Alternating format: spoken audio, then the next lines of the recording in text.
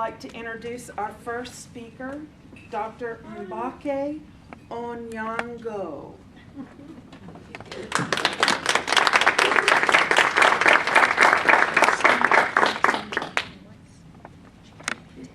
Thank you.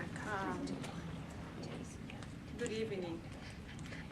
As she introduced me, my name is Mbaki Onyango.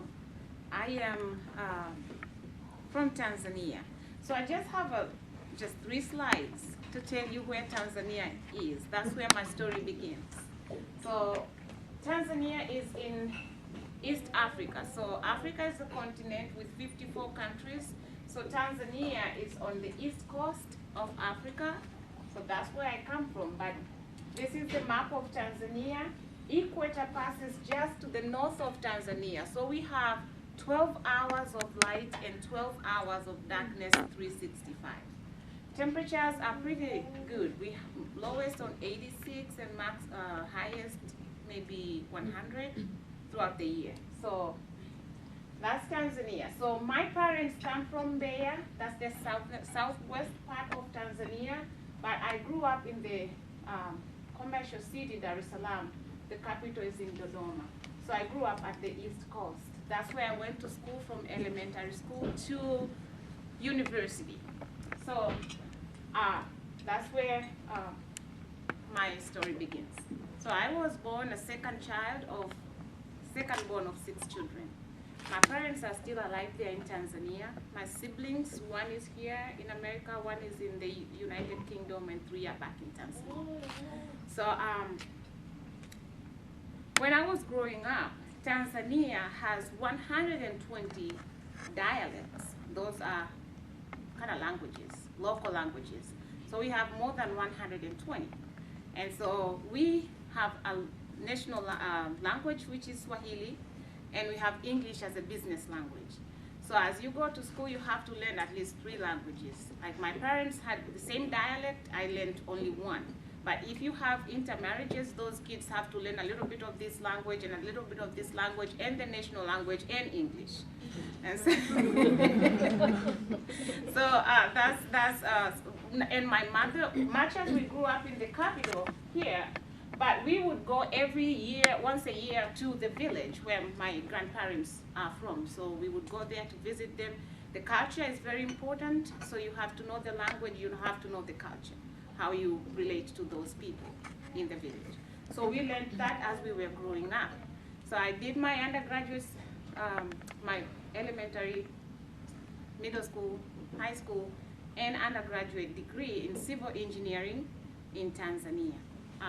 What made me be a civil engineering? My inspiration was my father. My father wasn't rich. He was just a normal guy. So he told us that you don't have anything to inherit from me, but you have brains. Just pull it out. But you have brains. So he said, use your brains well, and your brains will take you so far than I could ever do. So he made sure that my father is mathematics teacher. He was teaching at the teacher's college, and my mother was English teacher and on a high school.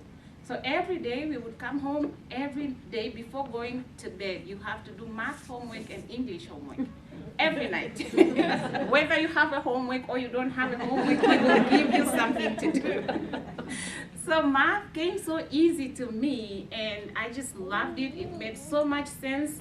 I just like math and physics. And so after high school, engineering was the thing that I could relate with, having math and physics coming so easy to me.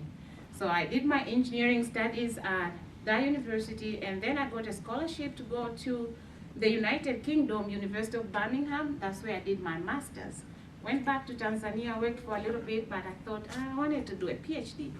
Looked for a school in USA. I got Kansas State University. So I came here to do my PhD in civil engineering, transportation. When I was coming here, the guy asked me, why are you going to Kansas? I said, I don't know. I applied, they accepted me. It's like, have you watched The Wizard of Oz? What's that? I had no idea. So he said, go watch it. Maybe you'll move out of Kansas. So that was my coming to Kansas. My inspiration, as I said, was my father. He wanted so much us to have as much education as we can get. And so coming here was so hard for them to let me go, but at the same time, they were happy that I was getting something that I couldn't get in Tanzania. So the university that I went to in Tanzania, that time in 1990s, was just one university in engineering. So the whole country, 44 million people, go to that one university. So the competition is so high to get in there. It's like here going to Harvard. So, I just wanted you to have that picture. So when I came here, Kansas State University, we had African Students Union, and so we were kind of working together as Africans, and there I made very, very good friends who helped me so much. I came to US as a single mother of 2 kids. So what my father had told me that you don't bank on a husband, you have to be able to live your life with or without a husband. And so with education, my husband passed and left me with 2 kids. And I dated and it wasn't easy, so I chose to just take care of my kids. So I came here to US, I had 2 boys, one 11 years old and one 6 years old, and a PhD student. So that was my most important achievement, getting a PhD in engineering as a single mother of 2. So it was very hard, it wasn't easy, but I graduated the best PhD in my class, and my son graduated the valedictorian, same year. So that was the most important achievement to me. After my PhD, I joined the University of Tennessee at Chattanooga. I applied a couple places. I liked this because it's south, it's warm. So I just liked this. I didn't like the cold in Kansas, so I moved here, and I started teaching at UTC. And I love teaching. I think I told my father that I'll never be a teacher. He just laughed at me because they were both teachers, my parents, but I ended up teaching. And I just learned to love it, and I tried to do different things in class to help students learn. And so one thing that I really appreciate from my students, last year I got a feedback and they voted me the outstanding professor at UTC. So SGA outstanding professor, that was great. So I just thank God for all this. One thing that I want to tell young women who are here is that the most important thing is to know yourself. You've got to know yourself, know what capabilities you have, know your strengths and weaknesses. And then from there, decide what you're going to do according to the strengths and weaknesses that you have. Seek help from people who can help you achieve your goals. And don't listen to people who try to redefine you. Because those are many there. You want to be my friend, you have to be like this.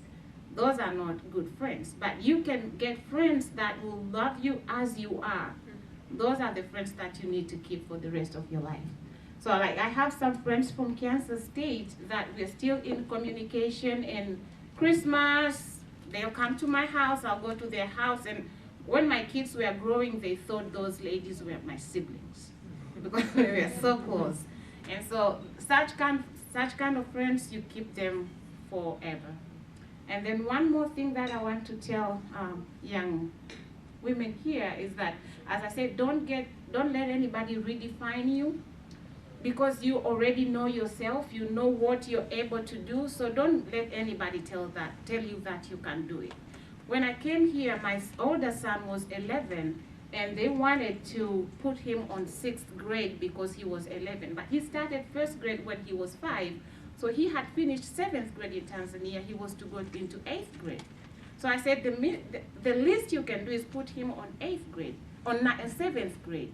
Oh, he's too young, he has to go 6th grade. I said, no, you have to test him. They tested him and they're like, wow, he could even go to the 9th grade. So if you know who you are, you can argue with somebody. And tell them but if you don't know, then it's so easy for people to just sway you around. So that's my story, and I thank you so much for listening.